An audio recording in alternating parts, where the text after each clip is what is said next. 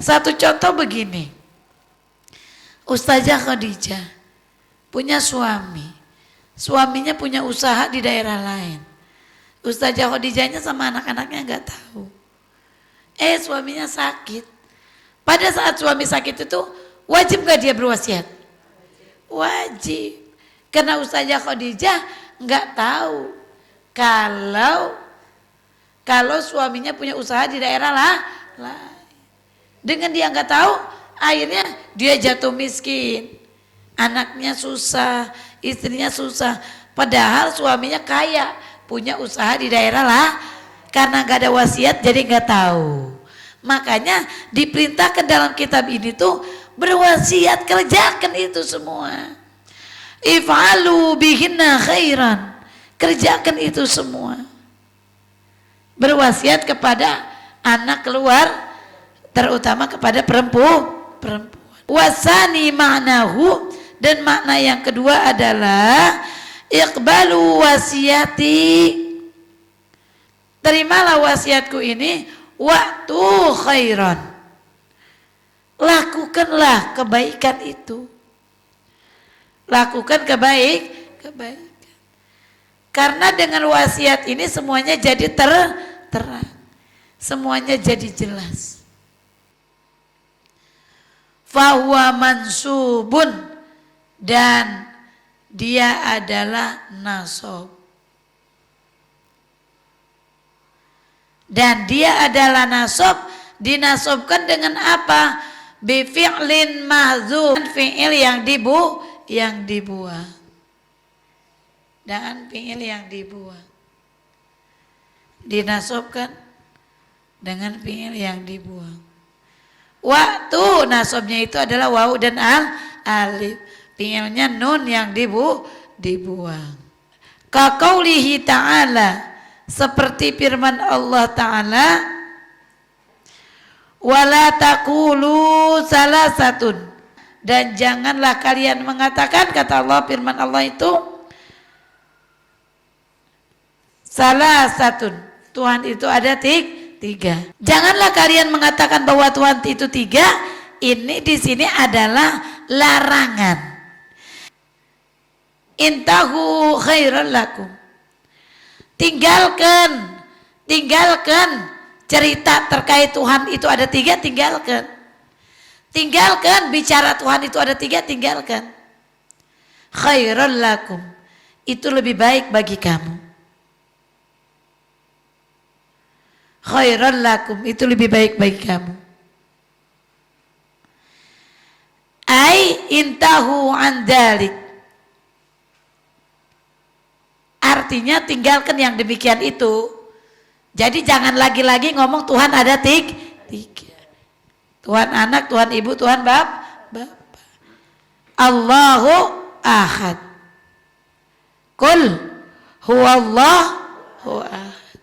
Katakan Allah itu esa. Allah itu ahad. Jangan sekali-kali mengatakan Allah itu tiga. Allah itu adalah ahad. Intahu an dzalik, tinggalkan yang demikian itu. Tinggalkan yang demikian itu apa? Tinggalkan berbicara Allah itu tiga. Allah itu adalah ahad. Waktu khairan, dan lakukanlah kebaikan. Waktu khairan, dan lakukanlah kebaikan.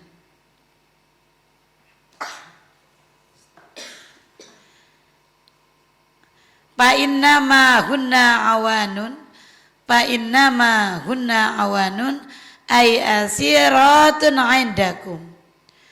Maka sesungguhnya perempuan itu adalah tawanan, artinya orang-orang yang dijaga atau ditawan yang ada di sisi kamu.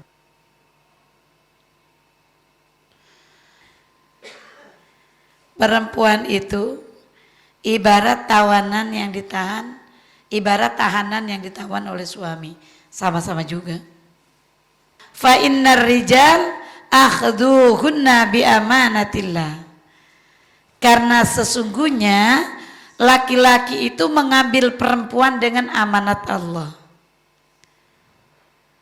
Karena sesungguhnya laki-laki itu mengambil perempuan dengan amanat Allah.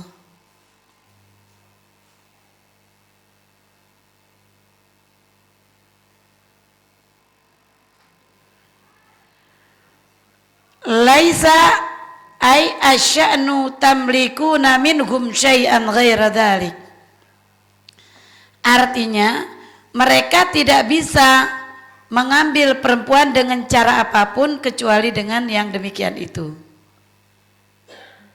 Artinya mereka tidak bisa mengambil perempuan dengan cara apapun kecuali yang demikian itu. Artinya dengan apa? Allah, dengan cara nikah. Intinya suami itu, laki-laki itu tidak bisa mengambil perempuan dalam cara apapun kecuali dengan cara menikahi karena amanah Allah. Kemudian ai al khair, yaitu dengan cara yang ataupun bergaul dengan cara yang baik. Illa ayati nabi fahishatin ay nusujin mabniyatin, kecuali istri melakukan kejahatan, kecuali istri melakukan kejahatan ainusuj, maka jadi maksudnya begini tadi, suami atau laki-laki mengambil perempuan dengan amanah Allah dengan cara yang baik, maka hendaknya berlaku baik, perlakukan istri itu dengan cara yang baik, dengan cara yang baik, berwasiat yang baik, kemudian melindungi, kemudian juga membantu, kemudian juga bergaul dengan cara yang baik. Ya illa ayati nabi fahisha, kecuali terjadi atau kecuali istri berbuat jahat. Ainusuj mabniyah, artinya durhaka yang jelas. Durhaka yang jelas. Ay zahiratan, nyata, artinya berbuat durhaka yang nyata, nusuj yang nyata. Bi'an zahirat amaratahu, artinya terlihat dengan nyata kenusujannya itu. Artinya kejahatannya, kedurhakaannya itu terlihat dengan nyata.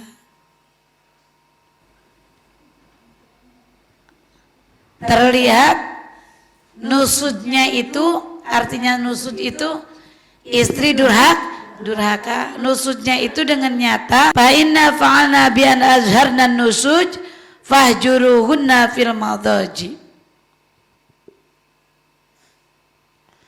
Karena nusudnya itu nyata, maka lakukanlah kepada si perempuan itu karena nusudnya itu, fahjuruhunna fil madaji, pisahkan dari tempat tidurnya. Jadi nggak tidur bareng. Gara-gara nusudnya kelihatan, durhakanya kelihatan, maka tidurnya dipisah. Kalau kata kita mah sering dengar pisah ranjang. Yang satu tidurnya di lapangan, yang satu di kebun. Yang satu di kebun, yang satu di lapangan. Yang satu di ruang tamu, yang satu di kamar. Kalau pisah ranjang enakannya dua-duanya jangan ada yang di kamar ya. Yang satu di ruang tamu, yang satu di dapur. Supaya kamarnya nggak ada yang nempatin. Ya. Ini yang satu di kamar, enakan dong. Jadi kalau nusudnya jelas, kalau durhakanya jelas, maka hukumannya pisahkan dari tempat tidur. fahjuruhunna fil madhaji', maka pisahkan dari tempat tidur. Kan suka ada ya orang yang bercerai udah pisah ranjang berapa lama? 1 tahun. Udah pisah ranjang 3 bulan. Udah pisah ranjang 6 bulan. Jadi cerai, kan gitu ya? Gitu. Jadi pisah ranjang itulah sebagai awalan. Sebetulnya pisah ranjang itu bukan bertujuan untuk cerai itu, tapi untuk memperbaiki permasalahan, untuk memperbaiki urusan. Jadi kalau perempuan baik-baik saja, maka suami harus berlaku baik. Kalau perempuan berbuat durhaka, nusuj, maka jangan langsung ditempeleng, jangan langsung dipukul, tapi kasih nasihat dengan wahjuruhunna bil madhaji, pisahkan dari tempat tidurnya, bisa ranjang. Mudah-mudahan kajian kita ada manfaatnya. Kurang lebih mohon maaf. Assalamualaikum warahmatullahi wabarakatuh.